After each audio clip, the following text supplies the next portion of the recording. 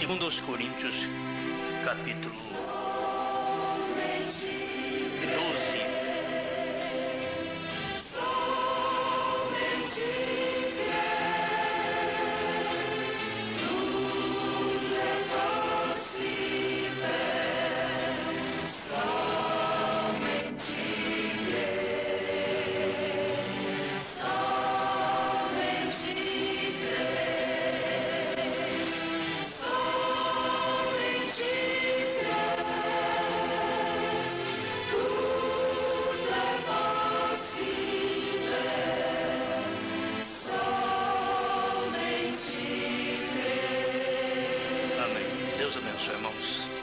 A leitura está em 2 Coríntios 12, verso 9. E disse-me: a minha graça te basta, porque o meu poder se aperfeiçoa na fraqueza. De boa vontade, pois, me gloriarei nas minhas fraquezas, para que em mim habite o poder de Cristo. Pelo que sinto prazer nas fraquezas, nas injúrias, nas necessidades, nas perseguições, nas angústias por amor de Cristo, porque quando estou fraco, estou forte.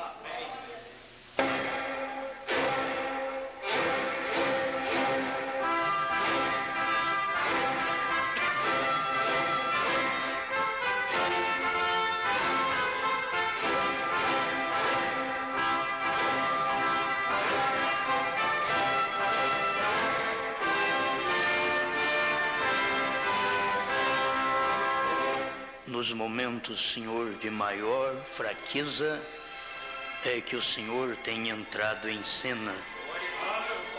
Cada um dos profetas tiveram os seus momentos fracos. E quando eles pensaram que nada podia fazer, o Senhor ainda estava despertando, dando pão, dando água e dizendo: a jornada é longa. O Senhor está dando pão e água para nós também e dizendo: você ainda tem uma grande jornada. Levanta, caminha, porque você tem que entrar em Horebe, o monte do Senhor, e ali ouvir minha voz. Ó Deus, ajuda-nos neste momento, mais uma vez. Limpa-nos de toda imoralidade, no falar, no ouvir, no pensar, no olhar, para que sejamos um vaso próprio para o Senhor, porque há muita fraqueza, há muita insuficiência, mas existe um grande poder de trás de tudo isto que o Senhor traz para o seu povo. Fale conosco, em nome de Jesus Cristo. Amém, Senhor. Amém. Pode sentar, irmãos. Graças a Deus. Bom, a gente vai passar por alguns tópicos apenas da mensagem Perfeita Força por Perfeita Debilidade. Isso mostra que se você e eu, se nós estivermos numa perfeita debilidade, a perfeita força não pode operar. Deus não opera em gente forte. Deus só opera em fraqueza. Porque o forte tem como vangloriar: sou forte, tenho experiência, tenho capacidade, posso fazer isso e aquilo, e Deus fica de lado. Agora, quando o indivíduo vê que ele não é nada, nada pode fazer, é ali onde Deus entra em cena. Amém. Vamos aprender um pouquinho com o profeta? Amém? É bom ter um profeta, não é? Eles diziam: o que vocês ficam falando em profeta? Já morreu, mas é profeta, não adianta. Profeta Samuel era profeta depois de 3 anos que ele tinha morrido. Ele era profeta e o Saul estava fraco na fé, foi consultar uma espírita, uma médium, e a médium fez subir a Samuel. Eu queria advertir meus irmãos crentes pentecostais em geral, que a Bíblia diz que quem apareceu foi Samuel. Vocês dizem que foi Satanás. Isso é a interpretação da sua ideia. A Bíblia diz que foi Samuel que apareceu. Você não pode interpretar a Bíblia. A Bíblia não é de particular interpretação. Se ela falou que foi Samuel, você não pode dizer que é Satanás. Começa com S, mas o nome é diferente. Tem muita diferença de Samuel com Satanás, rapaz. Que é isso? Vocês estão confundindo, por isso confunde Pai, Filho e Espírito Santo com Trindade. Não tem nada a ver. Como não tem nada a ver Samuel com Satanás, né? Não tem nada a ver.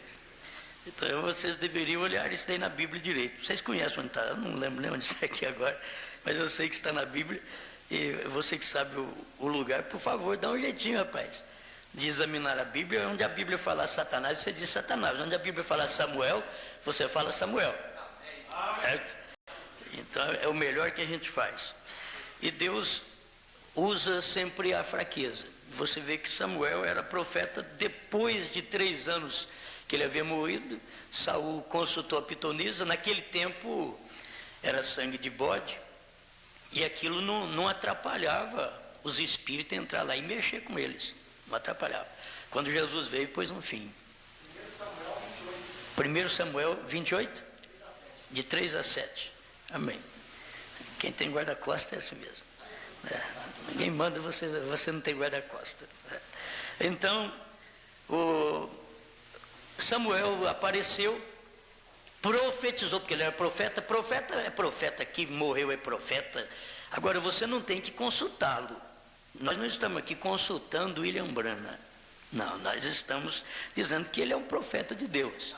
E que um profeta não morre como nem eu morro, nem você morre, e nenhum dos de Deus está morto. Porque a Bíblia diz que Deus não é Deus dos mortos, sim dos vivos. Então, os de Deus não estão mortos, eles estão vivos. Abraão estava vivo, certo? E o Samuel estava vivo. É vivo para Deus. Para Deus não tem nenhum eleito que morre. É nós que lamentamos a partida de um eleito aqui. Mas Deus, rapaz, enquanto está vindo para a minha presença, você fica chorando. Aí está vindo para mim um pouco, fica com você um pouco, depois tem que passar para mim, eu tenho que trazer eles para a minha presença. E aí depois nós choramos por causa da separação física. Mas eles estão mais próximos de Deus, mais perto de Deus.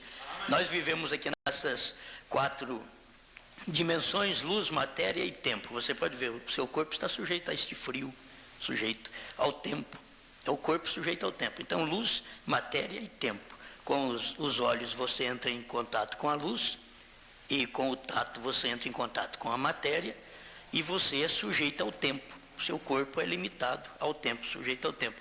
E depois disso vem a 4ª dimensão, que é o rádio, a televisão, que está, onde você está aqui dentro da igreja, e ninguém está vendo nada e ninguém está ouvindo nada, porque está numa outra dimensão. Mas se você ligar no receptor aqui dentro da igreja, pega milhões de vozes que estão aqui dentro. E se você ligar um televisor aqui dentro, pega então milhões de pessoas que estão passando através da rede de televisão. Mas só que está na 4ª dimensão, precisa de um aparelho que capte estas pessoas. Então, você também está numa outra dimensão. O eleito, ele só vive numa outra dimensão. O eleito vive numa dimensão acima do mundo, acima da carne. E só o eleito capta o que está passando na dimensão celestial.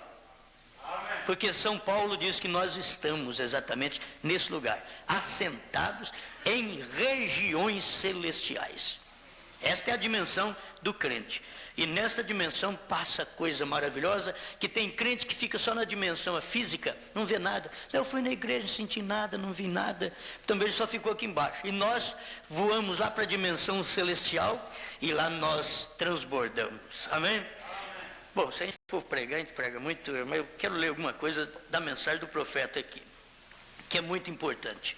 Irmão Branham falou sobre valentes. Ele começou aqui: perfeita força por perfeita debilidade, parágrafo 21.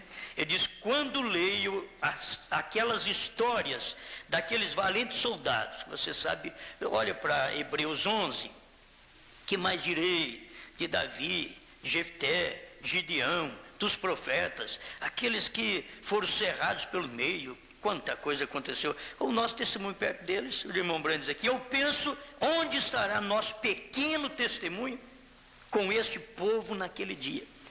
A gente vai chegar lá, fica tão pequeno perto deles, e eles foram cerrados pelo meio, torturados, mortos ao fio de espada, e permanecer fiéis.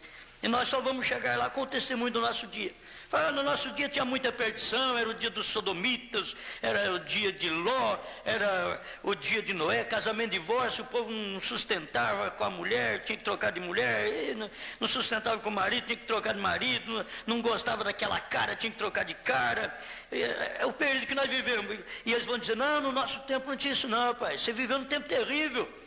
Não, mas foi você que viveu. Eu sempre vejo essa história assim. Foi você que viveu. Você que viveu o tempo terrível. Eles cortaram você pelo meio. Mas era preferível cortar pelo meio do que viver na era que você viveu lá, casando, mudando de mulher, mudando de marido, e homem vivendo com homem, e homem beijando homem, e mulher beijando mulher na boca, e bigodudo beijando bigodudo na boca, ou sem bigode, seja o que for.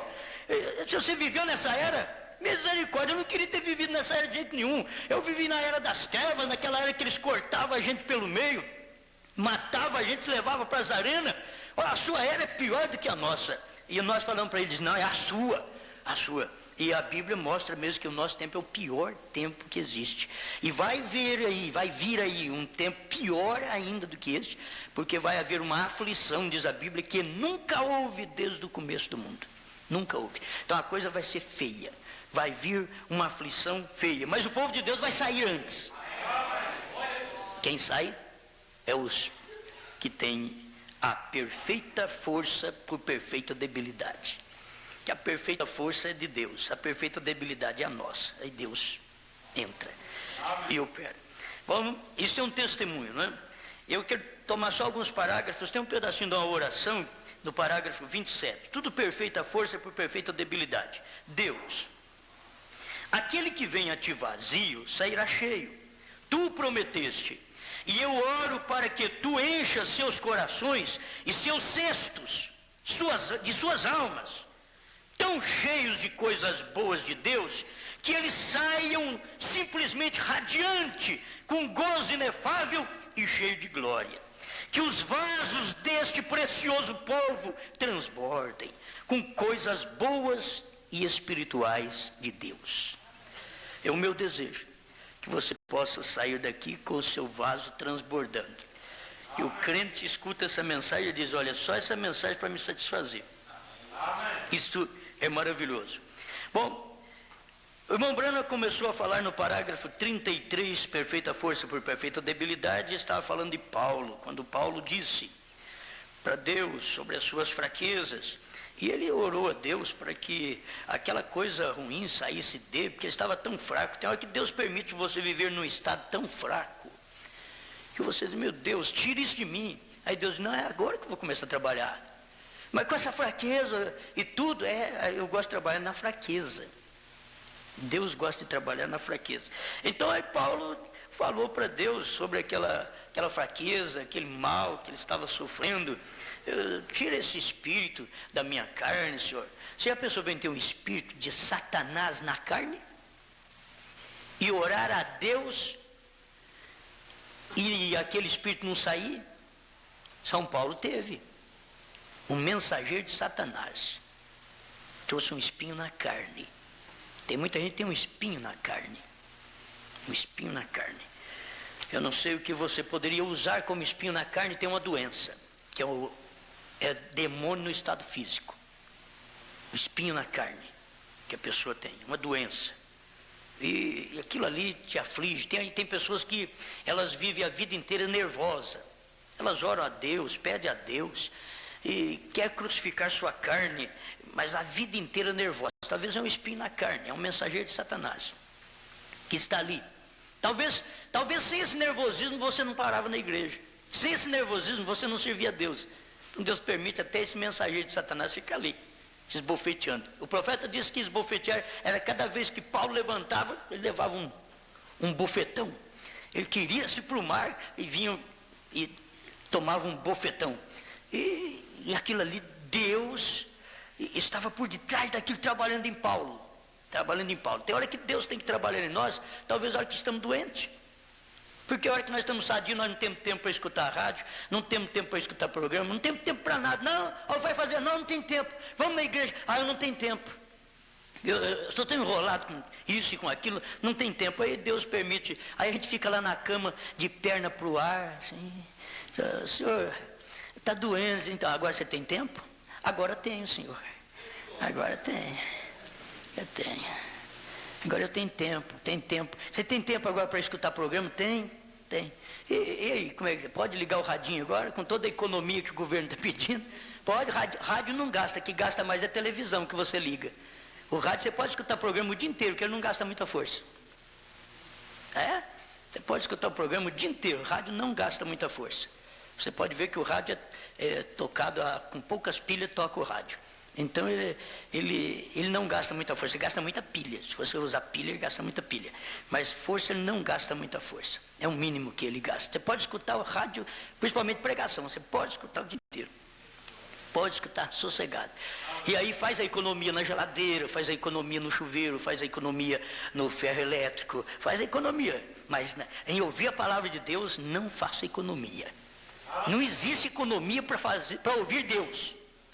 Para ouvir Deus eu vou ouvir mesmo, dia e noite. Vou ouvir Deus. Alguém diz, você está louco, rapaz. Eu vou ouvir Deus. Vou ouvir Deus. É como disse o meu irmão, ele diz, olha, nós trabalhamos, tem dia até 1h da manhã escutando a mania. Então tá bom.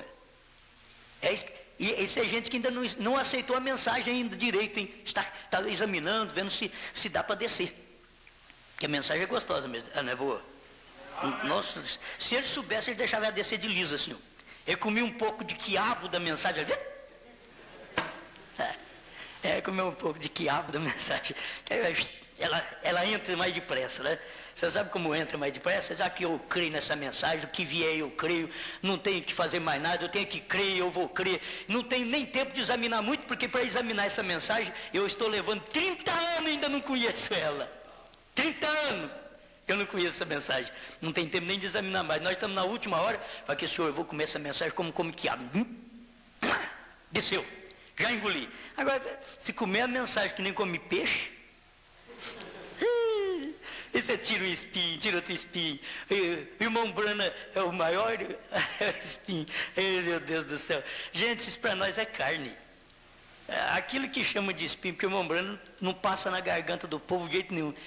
Aqui chega o irmão Brana e diz, ó, Jesus Cristo é Deus, amém. Batismo em nome de Jesus Cristo, aleluia. William Brana, profeta. Aí não desce. Aí travessa na garganta. Estou precisando examinar. Todo mundo precisa examinar, né? Eu também precisei examinar muitos anos atrás. Eu chamei o irmão Brano de falso profeta. Não desceu de jeito nenhum. Na hora que eu fui engolir, batismo não desceu, profeta não desceu nada naquele tempo. A coisa ficou atravessada na garganta. Aí depois de uns anos, eu falei, não, vou pôr esse trem do lado certo. Aí pus ele de ponta cabeça, ele desceu, passou na garganta assim, e entrou, que é uma beleza. A gente tem que deixar Deus entrar. As nossas experiências, os nossos estudos técnicos, teológicos, as nossas filosofias, tudo atrapalha Deus. Nós temos que sair de cena e dizer, Senhor, entra aí. Entra e faz a obra, faz uma limpeza aqui dentro desse vaso, porque tem muito assembleanismo nisso, tem muito batista nisso, e tem muito catolicismo nisso, o Senhor tem muito do Osmar nisso, tira tudo e põe do Senhor aí. Amém. Amém, aleluia. Espera lá, Osmar, está na escola dominical. Já é um pouquinho. Aleluia. Então presta atenção, o que o irmão Brana diz assim, e disse-me, está falando aqui sobre Paulo, a minha graça te basta, porque o meu poder se aperfeiçoa na fraqueza. E aí o irmão Brana tirou a mensagem, perfeita força por perfeita debilidade. Amém? Aleluia, isso é coisa muito boa. E irmão Brana foi visitar uma senhora. Quem gosta de ir em casa humilde? Quem gosta? Você gosta de ir onde tem mais carne assada? Ou lar humilde? Quem gosta de lar humilde? Casa boa, humilde, assim, quietinha, aquela casa. Mas você gosta de ter uma casa humilde? E é uma coisa. A gente vai, é tão gostoso, é tão fresquinho. Ela vai à casa assim, aquele pozinho, joga uma aguinha, e fica fresquinho. Mas é a casa dos outros, né? Para você não quer essa casa, não. Você não quer essa, não, né? Você quer a casa que o William Brana nasceu? Um dia eu vou passar a taperinha que ele nasceu aqui para vocês verem. A casa que o William Brana nasceu.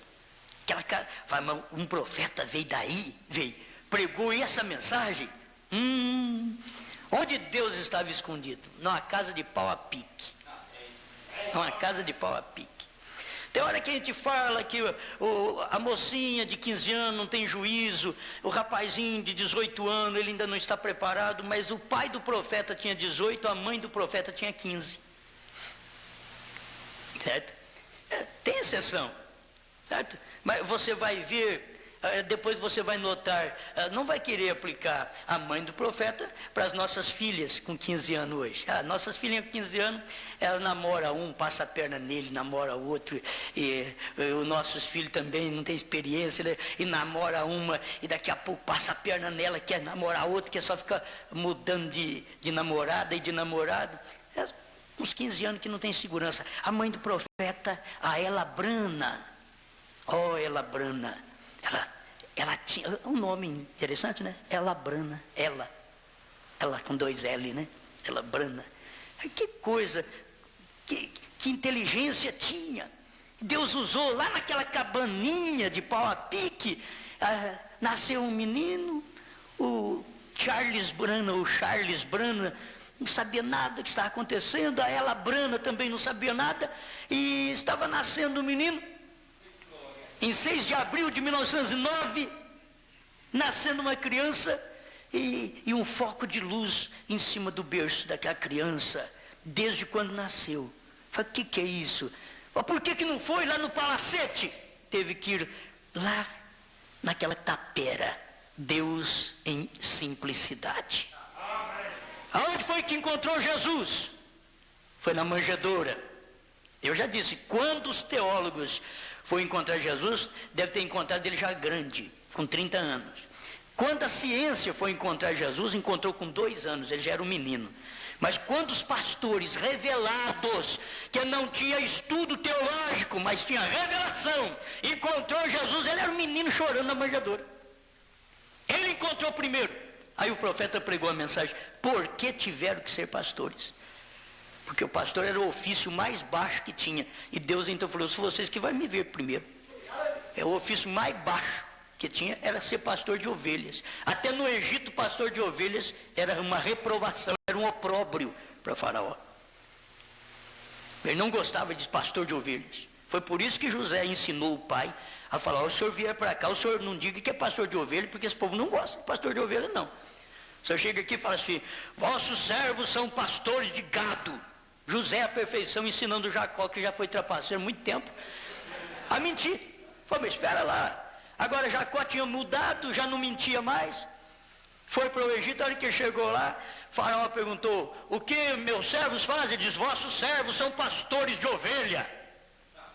O José deve ter olhado, papai do céu, o que o senhor está fazendo?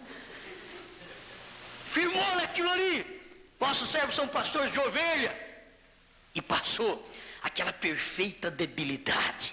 Eu vou passar do jeito que eu sou, não tem que mentir para ganhar o pão, não tem que mentir para entrar no Egito, nem para sair. Vocês têm que aprender isso, não tem que mentir para ganhar dinheiro. Vou falar a verdade, que eu não ganhe dinheiro, mas vou falar a verdade. Seus servos, servo do Egito, servo de Faraó, sim, não tenho o que comer na minha terra. Sou servo seu, tem que humilhar agora, tem que mostrar sua fraqueza. Sou servo seu, eu não tenho o que comer na minha terra. Sou israelita, mas não tenho o que comer. Eles são judeus, mas não têm o Messias. Nós somos gentios, nós temos o Messias. Nós temos o que comer. Nós temos alimento. Aleluia. Oh, meu Deus do céu. Já disse que eu não sei pregar a escola dominical. Não tenho conserto. Não. Nem vou consertar, não tem jeito. Pau que nasce torto, parece que não tem jeito, morre torto, né? E aqui vai. Aí o irmão Brana foi visitar um lar. E aquela irmãzinha dizia assim, eu gostaria de falar com aquele ministro. E o irmão Brana entrou naquele pequeno lar, parágrafo 37, 38 ou 40, né? Perfeita força por perfeita debilidade. E o irmão Brana disse, sim senhora. Ela disse, estou tão envergonhada da aparência de minha casa. E ela disse, para convidá-lo a entrar. Ela começou a chorar. Ela disse, mas eu tenho tanta necessidade e eu tenho verdadeira confiança em você.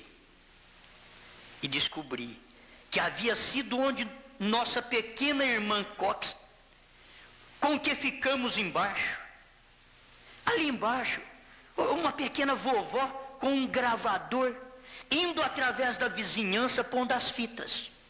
É isto, aquela é a ideia. Você viu como o profeta apoiou? Aquela é a ideia. A pequena vovó não pode pregar, carregava a fitinha, um gravadorzinho, chegava na casa das vizinhas, ao invés de prosapiar na vida dos outros, ao invés de falar mal dos outros, ficar contando anedotas, a vovó chegava lá, vamos ouvir um homem pregar? Um homem de Deus, um profeta, vamos ouvir pregar? No gravadorzinho. E aí o irmão Brana começava a pregar. E resultado, uma irmã pobre creu na mensagem. Queria ver o irmão Brana. Queria ver o irmão Brana. Tinha tanta gente boa que não queria ver ele. Depois que ele pregou os selos, era difícil querer ver ele, viu? Queria ver ele antes. Eles queriam ver Jesus quando Jesus está curando os enfermos, ressuscitando os mortos, pregando o evangelho. Eles queriam ver Jesus, mas um dia Jesus deu uma parada e disse: se vocês não comer minha carne e não beber meu sangue, vocês não têm vida.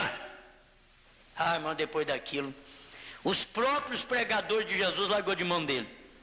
Jesus tinha 70, uma missão de 70 pregadores.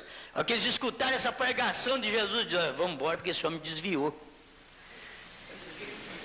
Esse daí, podemos perder a esperança, que a gente pensava que ele era o Messias, mas agora está falando que tem que comer carne dele, beber sangue dele. Moisés falou que nós não podemos comer nem carne de porco. Agora falou que tem que comer a carne dele, antropófago. Moisés falou que nós não podemos comer sangue, ele falou que tem que beber o dele, vampiro. Nós temos que ser vampiro. Não, vamos embora. 70 pegou a maletinha da igreja tal, fulana, beltrana, vamos embora, irmão. Vamos voltar para vamos. Aí Jesus olhou para os 12 e disse: vocês não querem ir embora também? Aí Pedro levantou com a sua maletinha de Messias, né? E disse: que Senhor, não largue isso daqui, para quem iremos nós? Para quem iremos? Não tem mais nenhum pregador que eu dou certo, e depois que eu te escutei, Jesus, não vai ter de escutar mais ninguém, nada mais entra. Depois que você escuta essa mensagem, depois que ela entra, que você engravida com ela, nada mais entra. Agora, se você engravidou com a Santíssima Trindade, olha, você vai gerar besta mesmo, nada mais entra. Eu nem luto com você. Você quer discutir comigo sobre Trindade? Não, não vem não, fica por aí mesmo. Está gostando da Trindade? Está grávido? Fica aí mesmo, está bom demais. Você vai gerar a besta. O dia que você ficar sabendo que a besta está dentro de você, aí você vai despertar tarde, mas eu já saí daqui. Amém. Aleluia. Amém, aleluia. Então, irmão Brana, falando sobre aquela que era uma boa ideia, um gravadorzinho, aquela vovó não pode pregar o evangelho mesmo, ela é mulher, ela não pode pregar, mas pode carregar um gravador do pregador. É isso daí. Você quer uma mulher que auxilie o ministério mais do que esse? Aquelas que ficam de casa em casa prosapiando na vida dos outros só atrapalha o ministério. Só atrapalha. Tem que pegar até uma vovozinha, porque se você pegar uma mocinha, a pessoa é uma mocinha com um gravadorzinho, vocês querem escutar uma pregação aqui, ó, cabelo e vestido e batom e... a mocinha fica até sem graça. Agora a vovó põe essas pregações cegadas. Por aí, profeta Jegurei. Vovó, parece que essa mensagem é para vovó. Só para vovô, não. Eu creio nessa mensagem. Eu era um jovem, eu estava com 22 anos quando eu aceitei essa mensagem. Estou com 50, vou para 51 já. Está com 22 anos, eu estava brotinho. Se você ver minha foto quando eu tinha 22 anos, você até corre. De tão magro que eu era, estava quase voando. 50 quilos eu pesava. Hoje eu já estou com 70 já. Hoje já está bom, rapaz. Deus está tomando remédio para emagrecer. Eu estou comendo sossegado ainda. Estou preocupado não. Se você preocupar com essa gordurinha que você tem, você morre até de fome. Morre até de fome. É uma ilusão com a vida é uma ilusão. Agora, se a gordura te faz mal, se esse peso que você tem te faz mal, come menos, certo? Porque talvez tem gente que tem uma gordura que faz mal, então você pega e come menos, que é melhor para você. Agora eu que ainda não faz mal, estou bem, estou sossegado, descansado, estou dormindo bem, comendo bem. Então, tem que fazer o quê? Eu vou fazer uma dieta aqui, comer menos, porque eu quero ficar mais esbelto, um pregador bonito. Que é isso, rapaz? Já nasci feio, tem conserto mais não. Isso daqui acabou. E agora, o negócio agora é pregar o que tem, é dar o que tem, certo? É dar o que tem. Oh, meu Deus do céu, nada de preocupação. Coisa boa é viver despreocupado. Se você começar a olhar no espelho assim, mas estou muito gordo, aí você dá uma olhada na sua barriguinha no seu espelho, assim, esses homens, né? Uns homens que nem nós, você tem uma barriguinha. Meu Deus do céu, que coisinha feia. Não, Jesus, mas quem ainda vai fazer? Lá do outro lado não tem barriga feia desse jeito, não. Lá do outro lado está tudo bem. O Senhor vai mudar esse corpo, vai transformar. Então eu vou fazer o possível de comer direitinho. Também não vai agora comer de uma forma errada, né? Tem gente que come 1,5 litro de arroz aí, você fica doido. Isso daí só cria barriga mesmo, você não espera outra coisa que só vai criar barriga. Arroz branco só dá barriga. Só dá barriga. Você vê que vai ficar parecendo uma cobra barriguda, engoliu. É um sapo, né? Você fica aí. Bom, mas vamos aqui, irmãos. Você quer um trabalho desse? Que coisa boa, aquela pequena vovó com um gravador, através da vizinhança, pondo as fitas. É isso, aquela é a ideia. Mas olha, a ideia de uma mulher velha, uma senhora já vovó, e agora, pondo uma fitinha para alguém, irmão Brana indo nessa casa simples, pobre, a irmã com vergonha até de recebê-lo lá, que tem gente que tem vergonha de receber a gente, tem hora que o sofá não está bonito, eu jogo um pano em cima dele. Na minha casa teve muito isso, mano, até ontem tinha. Não, irmão, vocês deram uma passada lá por casa, até ontem tinha. Sofá esburacado, tanta coisa. O irmão Brana chegou ao ponto de dizer, vocês dão licença, eu vou tirar meu paletó, a minha camisa está rasgada. O irmão Brana, mas vocês não vão prestar atenção a este rasgado que está na camisa, por causa do poder que está aqui. Coisa boa, gente. Ele falou, sabe, põe o paletó para cobrir o rasgado que está na camisa. Tinha uma rotura na camisa. Será que um profeta põe uma camisa dessa? Tem hora que põe, é tão simples, o homem é tão simples, certo? E coloca aquilo aí. Não é desleixo da mulher também, não. Talvez saiu de casa, daqui a pouco você está um pouquinho gordo, a camisa ri logo, ela ri logo, e depois passa os outros rir da gente também. Como Deus atua em gente simples. Como Deus atua em gente simples, não relaxado, relapso. Não, gente simples, que tem espírito bom. Tem gente simples que tem gente pobre que tem espírito de rico. Você já sabe disso, né? Gente pobre tem espírito de rico. Olha meu patrão. Você olha para o seu patrão? Olha meu patrão. Rapaz, um carro novo outra vez. Mas que coisa. E eu andando de bicicleta, essa magrela. E ele de carro novo. Quer dizer, você não sabe o que é isso que é inveja? A inveja mata. A inveja mata. Ao invés de falar, Deus, muito obrigado que o meu patrão tem carro novo, vai ter serviço mais um tempo para mim, quer dizer, dá mais um novo para ele, senhor, tem mais serviço para mim. Quanto mais ele tiver carro novo, está tendo dinheiro, vai tendo serviço para mim. Mas a infelicidade daquela pessoa que tem um espírito dentro dele de inveja, olha lá, casa boa e a minha com goteira. E a sua, sabe o que vai acontecer? Vai cair uma tromba d'água. Gente, é espírito errado. É espírito errado. Outros já não importa com nada, está goteirando. Pode comprar a telha para tampar a goteira, não compra e está goteirando. Aí é desleixo também, está errado. Vocês estão vendo os dois lados? Vamos acompanhar aqui, porque uma escolinha daqui dá para a gente, pelo menos, mexer com a consciência. Eu gostei dessas partes. Humilde, coisa humilde, lar humilde. Ter um lar humilde é uma coisa boa, ter um lar humilde.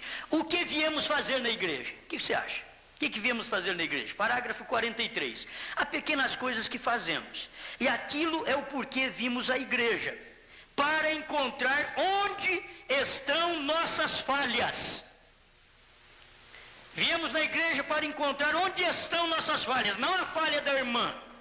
Não a falha do irmão. Não viemos aqui para olhar se a irmã cortou o cabelo, se a irmã está com a saia rachada, se a irmã está com problema disso e daquilo, e se ela passou um pouquinho de batom, se ela passou um esmalte incolor na unha. Nós não estamos aqui para ver essas coisas não, porque quem vai fazendo essas coisas vai se virando. Se Deus quiser levar, ele leva, se não quiser, fica. Mas nós não temos que preocupar com a vida dos outros, nós temos que preocupar com a nossa. Agora essas pregações têm que ser ditas. Alguém tem que pregar isso. Alguém tem que pregar. Nós não viemos aqui para ver se a irmã tirou sobrancelha, porque não gosta da sobrancelha fechada, que nem a nossa, assim, que fica uma taturana, parecendo uma taturana. Né? Tem mulher que não gosta, mas nasceu daquele jeito, você vai fazer o quê? Você vai fazer o quê? Certo? Deus te fez daquele jeito. Tem umas que não gostam de cabelo enrolado, lisa ele. Depois vem para a igreja, dá aquela coisa mais difícil, o cabelo também não para. Fica aquela coisa espetada. A outra que tem o cabelo liso, quer encrespar. Ninguém está satisfeito com nada. Está tudo enrolado mesmo. Ninguém está satisfeito com nada. Deus manda a chuva e diz, mas que chuva. Deus manda a sol, que sol quente. Não tem jeito. Vem o calor. Nossa, mas tem um calor. Não sei para que tanto calor assim. Vem o frio. Mas também é tanto frio, não sei para de onde sai tanto frio assim. A gente reclama de tudo. Reclama de tudo. Nunca está satisfeito com nada. Nunca está satisfeito com nada. Ou o marido faz uma coisa boa. Para que isso tudo? Não faz. Você também não faz nada. Não tem jeito. Nada presta para essa pessoa. O governo faz uma coisa. Não sei o que eu vou fazer. Eu pensei com esse negócio de energia. Graças a Deus, já 2 meses, eu estou passando no teste. Você já passou no teste na sua casa? Já passou? Esse daí é um teste que o governo está dando para nós. É um teste. Já passei nos 2 meses. Já ganhei 69 kW. Abaixo do que eles pediram. Abaixo do que eles pediram. Porque isso é muito bom. Isso é bom. Sabe, a hora que Deus quer uma coisa, você diz, não sei o que eu faço. Agora não sabe? Não, faz. Tira um pouco daqui, um pouco dali, vai tirando. E tem hora que só que você não pode parar, não. Tem que continuar naquilo ali. Tem que continuar. Tem coisas que é Deus que vem com o Evangelho, é Deus que vem com o Evangelho, para poder dizer a você, isso daí está demais, isso daí está demais, o que você está pensando está demais, o que você está falando demais, a vida que você está vivendo errada está demais, vai consertando, tira uma pontinha daqui, Deus vai tirando uma pontinha até chegar no normal. Até chegar onde é correto. Deus faz isso também. Esse evangelho que chegou no último tempo, chegou tirando de nós tudo, língua estranha demais, cura divina de uma forma relaxada, língua estranha falando na igreja sem interpretação. Deus veio com a mensagem de William Branham e diz, vamos colocar isso tudo agora no lugar? Vamos! Ele diz, vamos colocar tudo no lugar, porque senão você não passa no teste. Vamos colocar no lugar, precisa disto. Precisa disto. Fala em língua, sim, quando houver intérprete. Se não houver, cale-se, diz o apóstolo São Paulo. E quem está certo é Paulo e não os pentecostais. É a Bíblia que está certa. Arrependei-vos de cada um de vós, seja batizado em nome de Jesus Cristo. Quem está certo é a Bíblia. Não são os trinitarianos que pegaram o batismo de Pai, Filho e Espírito Santo no concílio de Niceia. Na Bíblia não tem uma pessoa batizada falando do Pai, Filho e Espírito Santo. Você, teólogo, já encontrou? Eu nunca encontrei. Se você encontrar, passa para mim. Onde é que você encontrou? Alguém que foi batizado em nome do Pai, do Filho e do Espírito Santo. Tem só a ordenança de Mateus 28:19, que é para ensinar as nações. Mas os pregadores largaram de ensinar e passou a repetir só aquilo. Só repetindo a ordenança. Tem que ensinar para o povo que é Pai, Filho e Espírito Santo, que é um só, tem um nome só, é o Senhor Jesus Cristo, único e verdadeiro Deus. Como o Pai ele manifestou criando, como o Filho ele veio salvando, porque Deus não pode salvar senão morrer e verter sangue, e Deus como Espírito não pode verter sangue, teve que fazer um corpo, e o corpo do Filho era Deus conosco. E logo ele diz, vou e venho para vós, que é o Espírito Santo. Era ele mesmo voltando para a igreja e batizando a igreja com o Espírito Santo. E aí Paulo vem em doutrina, Pedro vem e batiza em nome de Jesus Cristo. E não tem um batismo no Atos dos Apóstolos falando Pai, Filho e Espírito Santo. Só tem na sua igreja. Que esse daí é o credo da sua igreja que veio de Roma. A sua igreja é filha dela. Por isso que tem esse batismo. Se você quiser ser filho da igreja primitiva, tem aquele batismo. que foi passado para nós durante todo esse período da era gentia. Deus não trata nem com judeu, nem com o evangelho judeu, Deus não trata, nem com a tradução judaica, Deus não trata. Quando Deus veio com o evangelho para os gentios, ele usou também a tradução gentílica, ele usou o grego para trazer para nós, porque Deus trata com o gentil como gentil. Deus tratou com Daniel lá dentro da Babilônia, e mesmo que Daniel tinha outro nome, que o próprio rei pôs, Nabucodonosor pôs um outro nome, aquilo não atrapalhava nada a Daniel, poder estava na vida dele do mesmo jeito. Sadraque, Mesaque e Abednego foram nomes colocados também pelo rei da Babilônia, mas aquilo não atrapalhou a vida deles de maneira alguma, mas eles estavam vivendo dentro daquele reino. Tem gente dentro do Brasil querendo viver como judeu, está perdido. E eles estão aqui dizendo que é Jesus, que é a graça, ou que é Iá, ou que é isso e aquilo, mas rejeitam a graça, porque a graça nunca guardou o sábado. A graça trabalhou no sábado, a graça salvou no sábado, a graça curou no sábado, foi Jesus Cristo. Me mostra um versículo que a graça disse, guarda o sábado.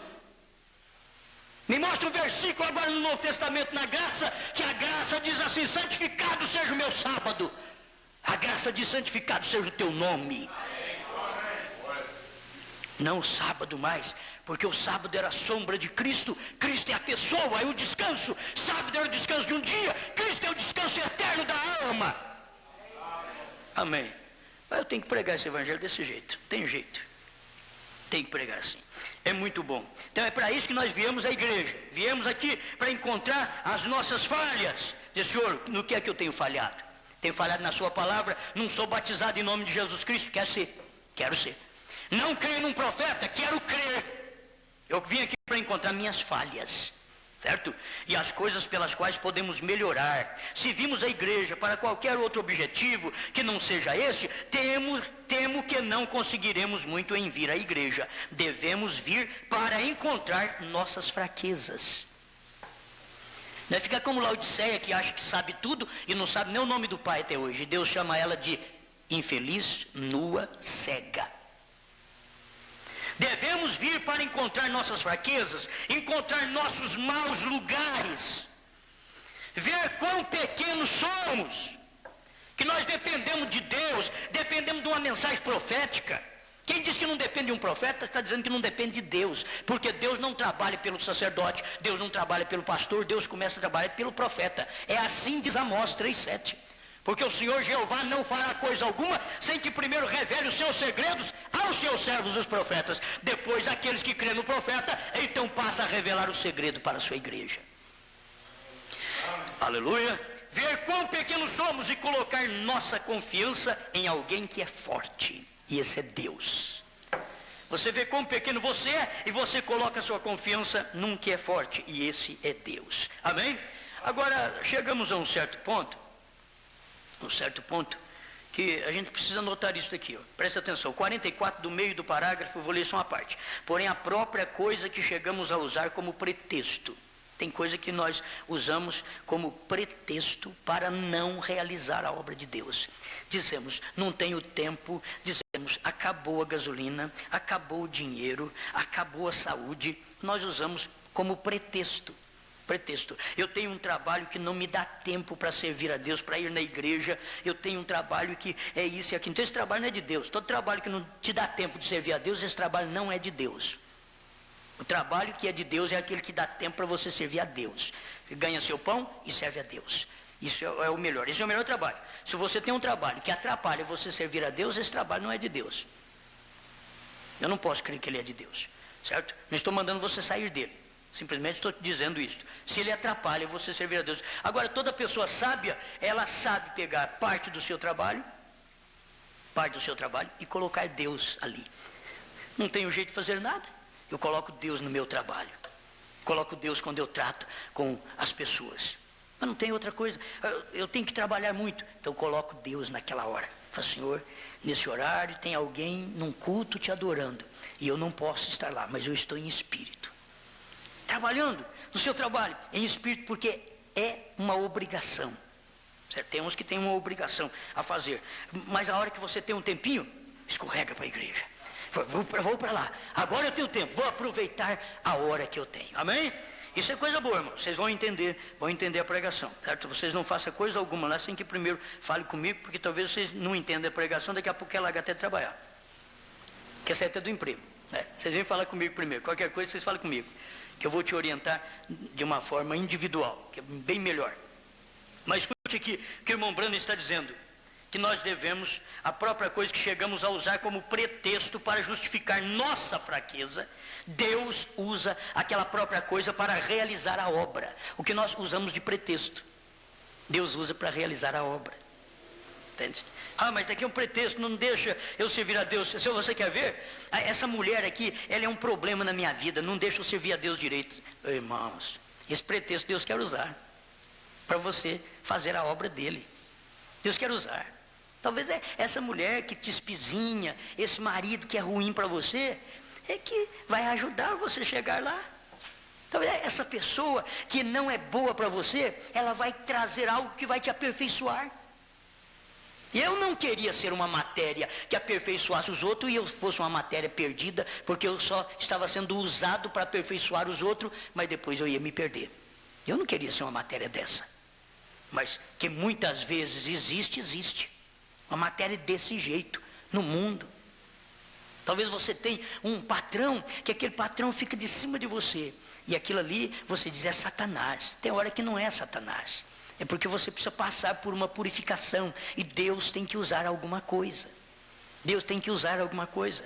A falta de trabalho, tem hora que a falta de trabalho, o choro, a gente começa a achar, eu não quero depender de ninguém, não quero depender disso, não quero depender de cesta de igreja, eu não quero saber disso não. Daqui a pouco nós vamos ficar no nada, zerinho, até poder abrir a boca e falar, tem uma cesta na igreja para mim? Agora você quer?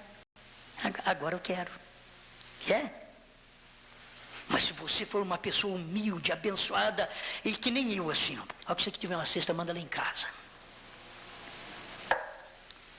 Pessoas orgulhosas, o orgulho te mata, como a inveja mata, o orgulho mata. E o orgulho e a inveja parecem são parentes. Os dois são irmãos. Orgulho e inveja. A gente não quer depender dos outros. Uma hora vai depender sim. Porque não quer depender. Vai depender. Se você ficar pensando assim, eu não quero passar pela mão de ninguém, não sei o que eu faço na minha velhice, quando eu for morrer, ficar na mão dos outros. Não pensa nisso não, daqui a pouco você já passa para a mão dos outros. Larga de pensar negativo. Pensa uma coisa real, Deus vai dar força para alguém cuidar de mim, se for preciso, mas senão eu vou até o fim, Deus vai me sustentar. E a hora que Ele vê que não dá conta, Ele já me leva para eu não dar trabalho para os outros. Deus vai fazer isso comigo. Eu não tenho que preocupar, e se for para passar outra coisa, eu vou passar. Esse é o caminho traçado, eu tenho que passar por esse caminho. Tem hora que larga daquela mulher e arruma uma outra achando que vai melhorar, fica pior a vida. Fica pior. Larga daquele marido, vai melhorar, vai ficar pior. Você não pensa que vai melhorar largando de uma coisa e passando para outra. Não. A gente só larga de uma igreja hoje porque tem a revelação que Deus mandou um profeta. Eu não digo para você largar da igreja nem por causa do batismo em nome de Jesus Cristo. Porque tem muitos unicistas por aí. Tem. E não vão no rapto. Porque o que Deus está usando hoje não é apenas batismo em nome de Jesus Cristo, gente. O que Deus está usando hoje é um profeta. Eles têm que saber que é um profeta. É uma mensagem profética para te tirar da denominação. Se você não tiver revelação que Deus mandou um profeta, não saia da denominação. Não saia, fique lá. Morra lá. Mas não saia. Porque o dia que Deus te revelar, como Deus me revelou, que William Branham era profeta, eu não conhecia nada dessa mensagem. Eu li um folheto apenas, e aquele folheto desceu no meu coração, e eu disse, Senhor, se esse homem não for profeta, não tem profeta mais na terra, e o que vier dele eu creio. E até hoje, a gente já passou por muitas lutas, vai para lá, vem para cá, e tem ondas bravias, e Deus está nos sustentando. Sabe por quê? Porque eu creio num profeta.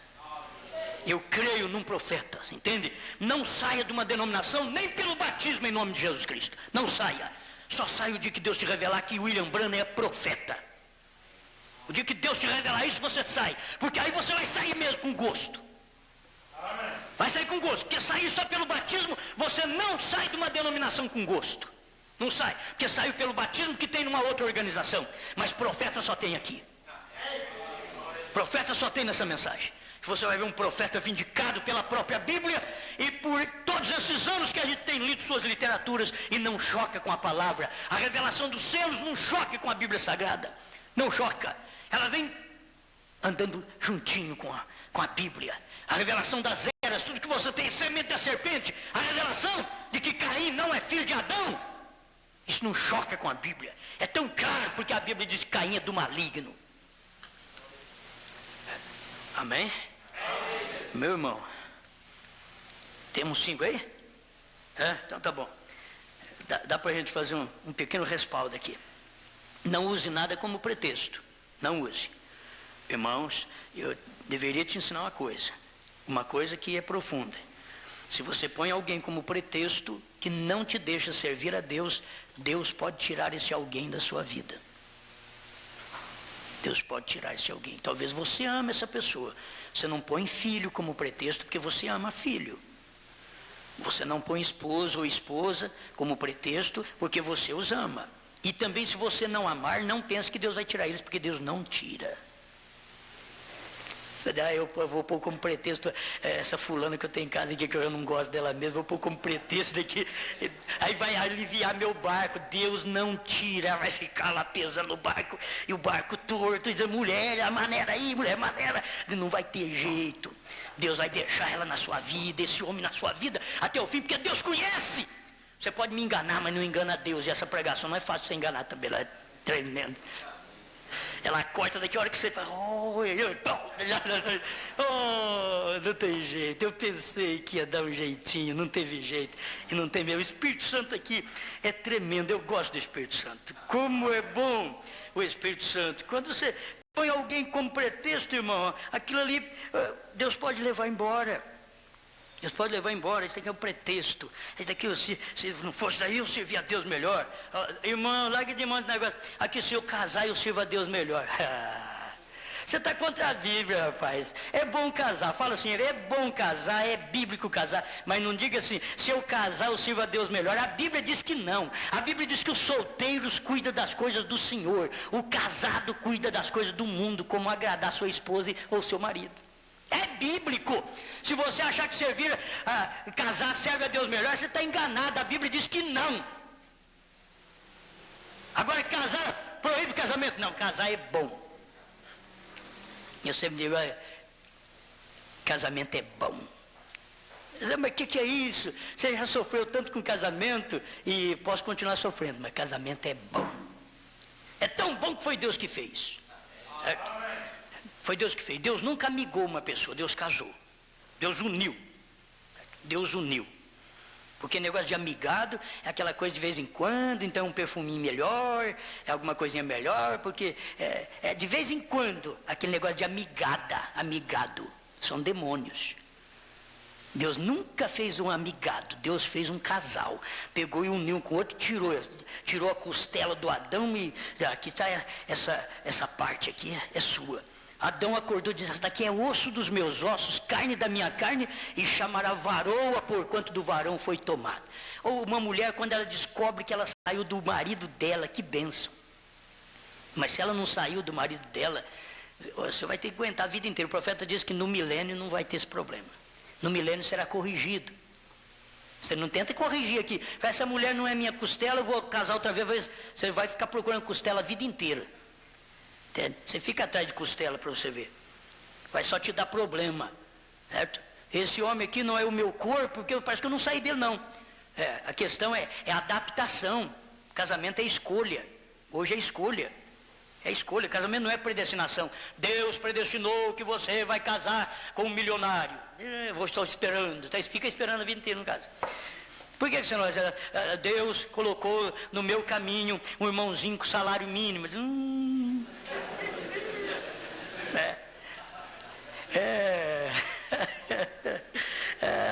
Aí já ora a Deus, né? Irmão de Deus, tem misericórdia. Senhor, tem misericórdia. É isso que o Senhor arrumou para mim? Esse tipo de casamento, esse tipo de marido que o Senhor arrumou para mim? Aleluia. Irmãos? E assim Você pega Deus, Deus vai preparar uma loura para mim.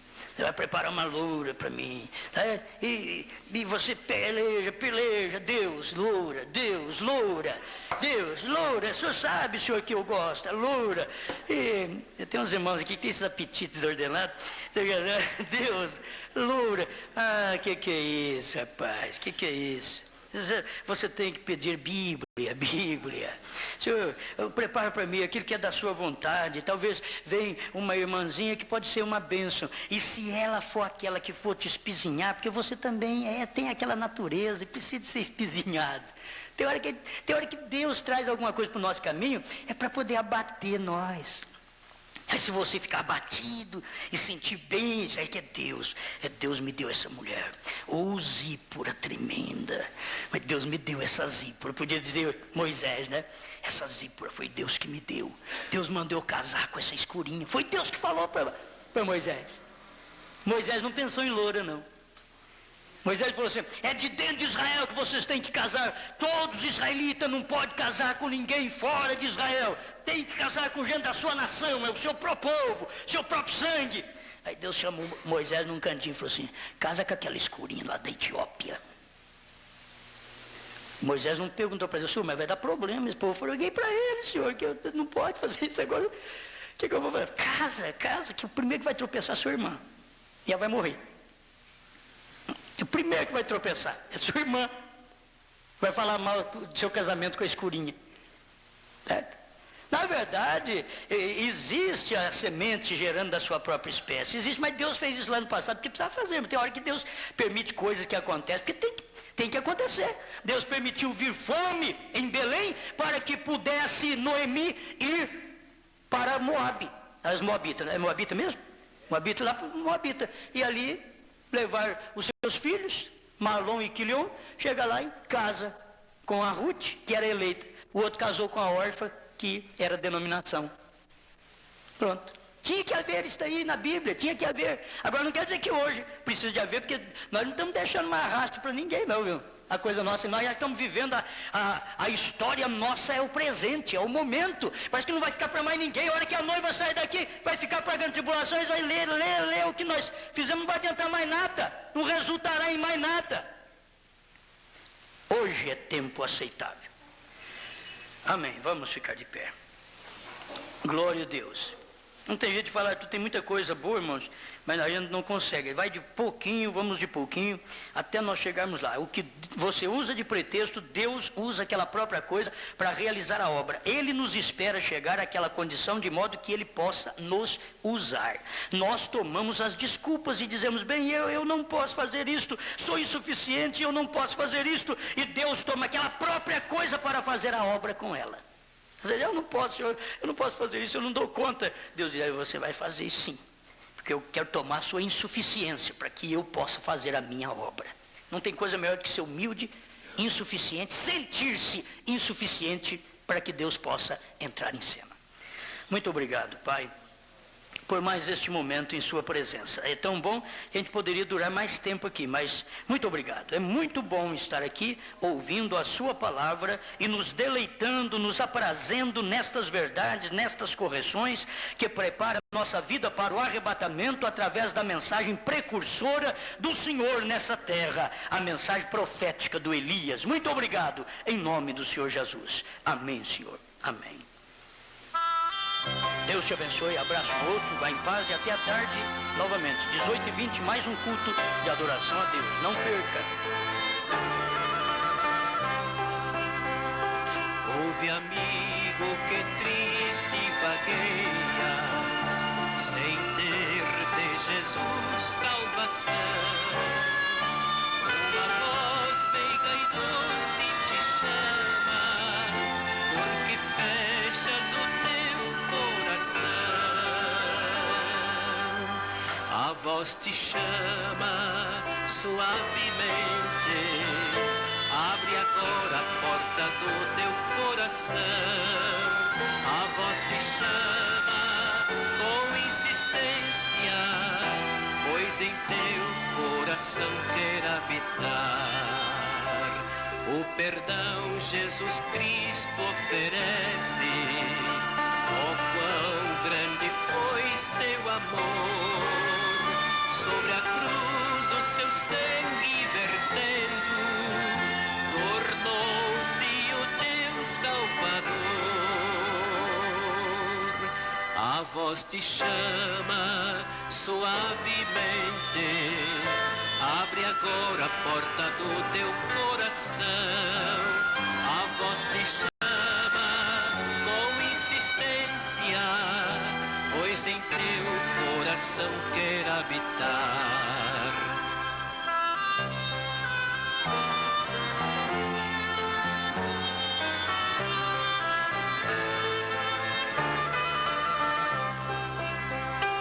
Esta voz que tão meiga te chama, em breve há de silenciar, e então será tarde, ó amigo, sozinho tu has de ficar.